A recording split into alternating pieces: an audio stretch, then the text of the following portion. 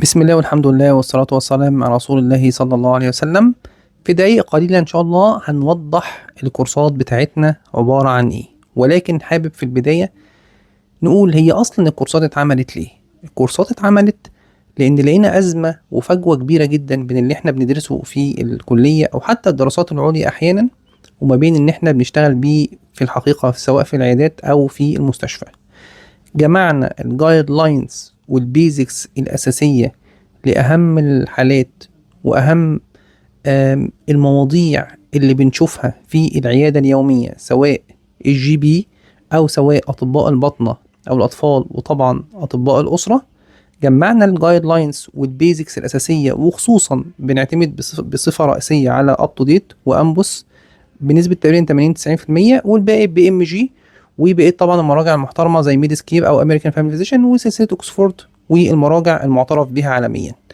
والممارسة العملية، لقينا بعض الأطباء مشكلتهم إن هو بيعتمد على الخبرة الشخصية، على الصواب والخطأ، إن بيدي العلاج دوت بينفع مع بعض الحالات ويكتب بعض التحاليل سواء طبقا للجايد لاينز أو مراجعة رئيسية أو اجتهادا منه. ونفس الكلام الديفريشن دايجنوزس، نفس الكلام الجرعات، نفس الكلام التفكير أصلا في الحالة قائم على الصواب والخطأ. وبعض الأطباء قائم إن هو بيذاكر النظري حلو جدا جدا، ولكن للأسف خبرته في التعامل مع الحالات قليلة.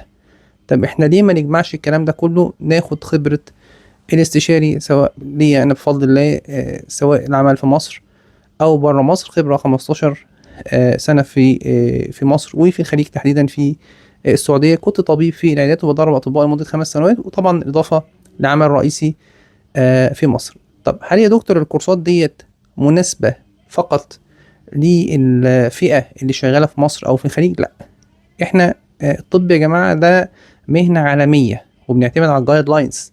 تمام، فسواء حضرتك في مصر، في الخليج، في دولة أوروبية أو غيرها، بفضل الله هتقدر تستفيد استفادة قصوى من الكورسات لو اتبعت الطريقة اللي احنا بنقولها في مذاكرة الكورسات.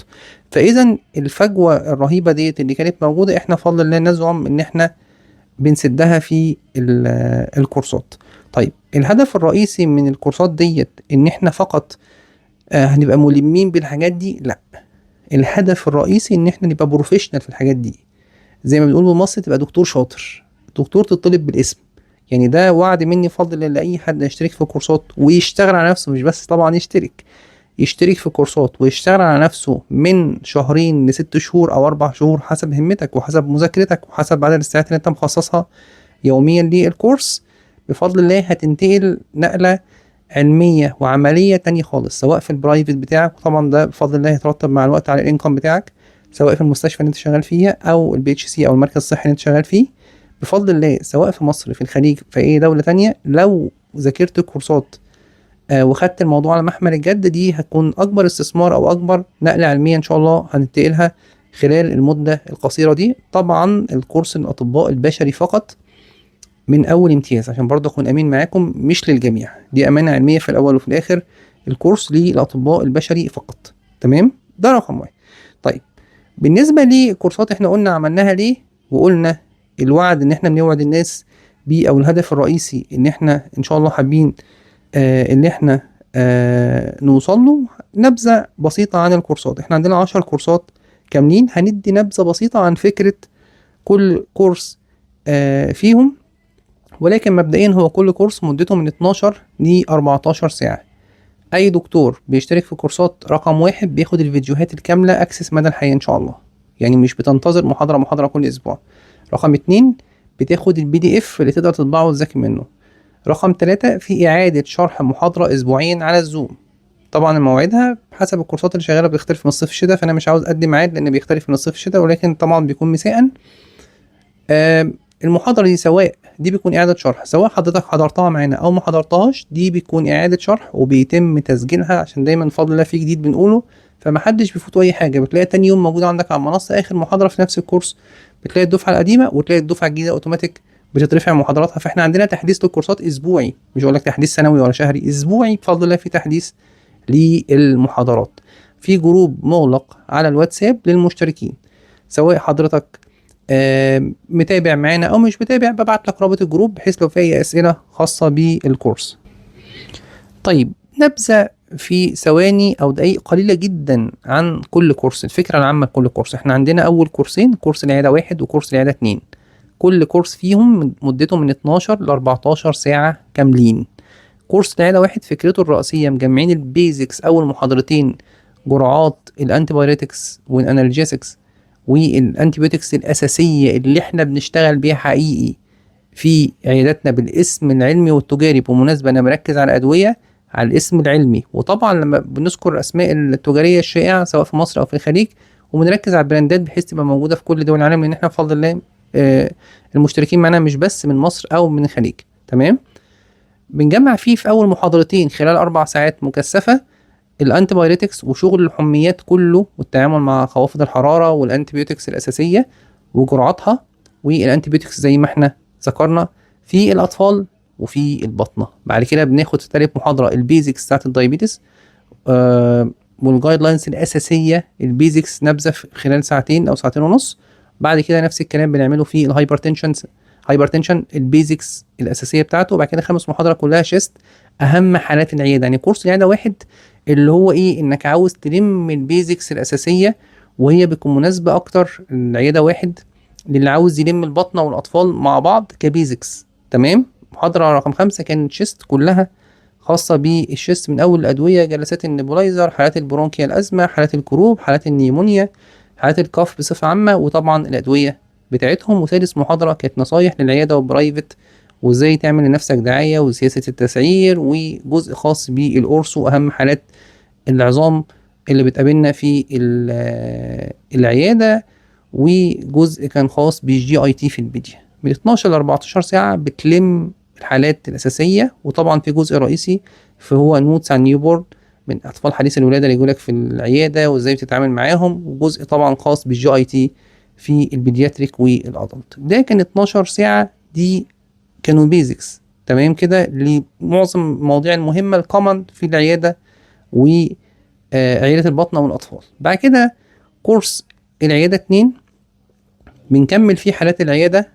أهم حاجة حالات الأطفال بنستأنفها من أول examination of newborn لحد حالات الروماتيك فيفر، لحد حالات النيوتال جوندس، لحد حالات الفيفر وثراش، لحد الحالات النيوتريشن بصفة عامة بشبه تفصيل في الأطفال، لحد حالات اليو تي آي، وجزء خاص كامل عن الجلدية، وجزء خاص حالات الجلدية والأدوية بتاعتها، الحاجات الكومن في عيادة الجي بي أو أنت حتى كطبيب أطفال أو بطنة ممكن تشوفها، وجزء خاص بحالات المسالك نفس الكلام، وجزء خاص ل most common disease during pregnancy، حالات الحوامل اللي هتجيلك في عيادة الجي بي أو البطنة، مش نسا كنسا.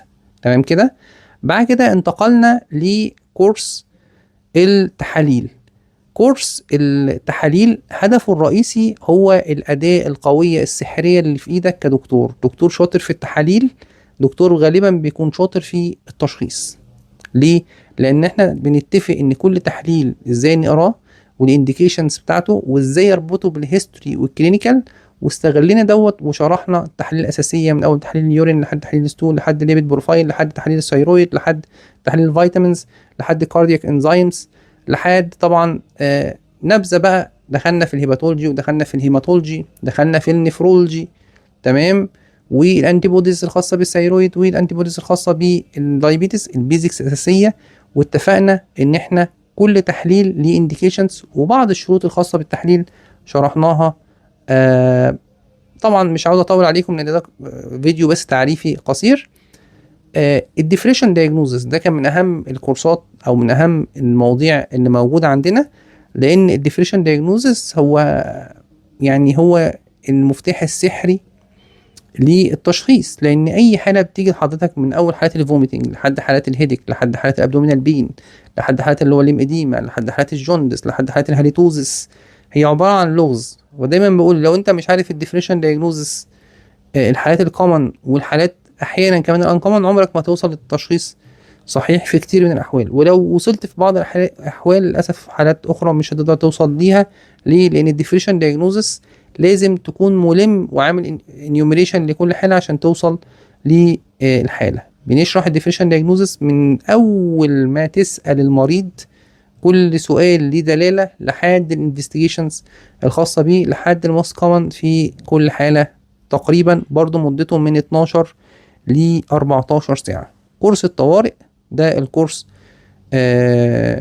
الرابع او الخامس في الشرح بتاعنا دلوقتي، برضو مدته من 12 ل 14 ساعة، من اول الاي بي سي لحد حالات الاكيوت ابدومين، لحد حالات الانيمال بايتس، لحد حالات البيرث برضو شرح، والشيست بين طبعا، والتفاصيل دي كلها، والستروك والتي اي اي، كل الكلام ده مشروح برضو في محاضرات مكثفة مدتها من 12 ل 14 ساعة.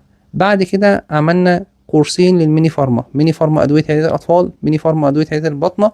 الجرعات متاخدة اساسي من اب تو ديت والبي ان اف وامبوس، كورسات مطلوب عليها جدا، مجمعة الدوزس، سواء انت زي ما قلت لك في مصر، في بره مصر، في المستشفى، في مركزك الصحي، في عيادتك الخاصة، بفضل الله هنجمع الادوية الرئيسية او جمعناها بالكلينيكال بتاعها. يعني مش فكرة الدوزس وخلاص، لا، الدوزس والانديكيشنز.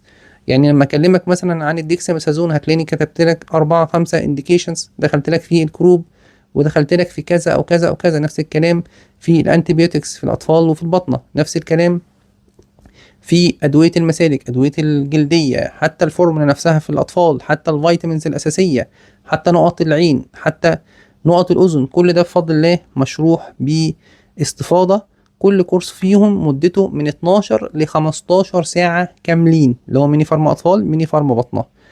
من اهم الكورسات ليك كطبيب في عيادتك ورشتين الضغط والسكر والازمه. جمعنا اهم الادويه الخاصة بكرونيك ديزيز، الدايابيتس، هايبرتنشن، البرونكيال ازمة.